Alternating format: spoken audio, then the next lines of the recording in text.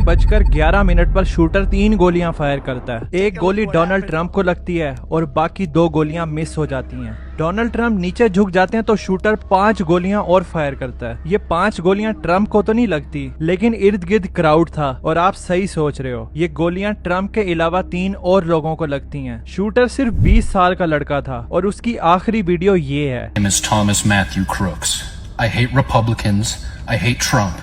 And guess what? You got the wrong guy.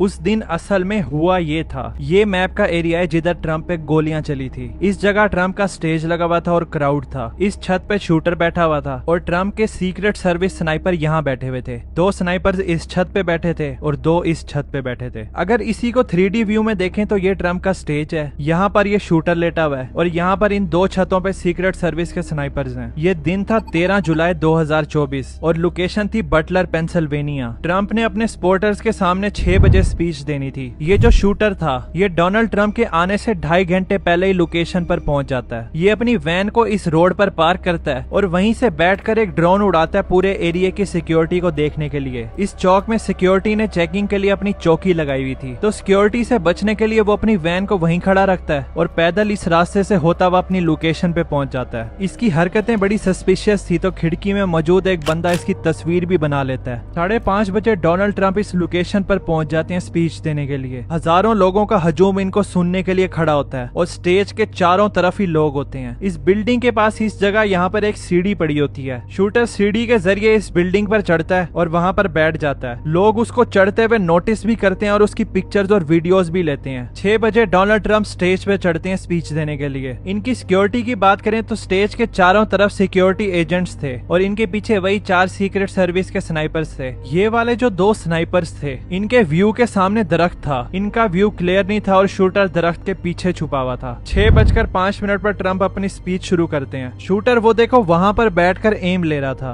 Donald Trump और shooter के दरमियान distance था 137 मीटर्स का। इस डिस्टेंस के लिए वो 4x स्कोप का इस्तेमाल करता है। शूटर डोनाल्ड ट्रंप पर एम करता है तो इर्द गिर्द के लोग नोटिस करते हैं। लोग शोर मचा देते हैं कि उसके पास गन है, लेकिन अब तक बहुत देर हो जाती है। वो बंदा ट्रंप पर 3 बार फायर करता है। पहली गोली डोनाल्ड ट्रंप के कान पर लगती है। डोनाल्ड ट्रंप फौरन नीचे झुक जाते हैं और बाकी के 2 शॉट मिस हो जाते हैं। सारे सिक्योरिटी एजेंट डोनाल्ड ट्रंप को अपनी बॉडी से कवर कर लेते हैं। इसके बाद शूटर 5 गोलियां और फायर करता है। इसमें से कोई गोली ट्रंप को नहीं लगती। पहली गोली जो ट्रंप के कान पर लगी थी, वही सेम गोली ऑडियंस में बैठे एक बंदे को लगती है। बाकी जो 5 गोलियां बाद में फायर होती हैं, उनमें से एक गोली तो एक बंदे के सर में लगती है और वो फौरन मर जाता है। इसके अलावा एक बंदा और जख्मी होता है। सीक्रेट सर्विस स्नाइपर को शूटर की लोकेशन पता चल जाती है और वो उसी वक्त फायर कर देते हैं। शूटर को गोली लगती है और वो मर जाता है। सिक्योरिटी को फौरन बता देते हैं कि शूटर डाउन है। सिक्योरिटी ट्रंप को आर्मर्ड व्हीकल की तरफ लेकर जाती है।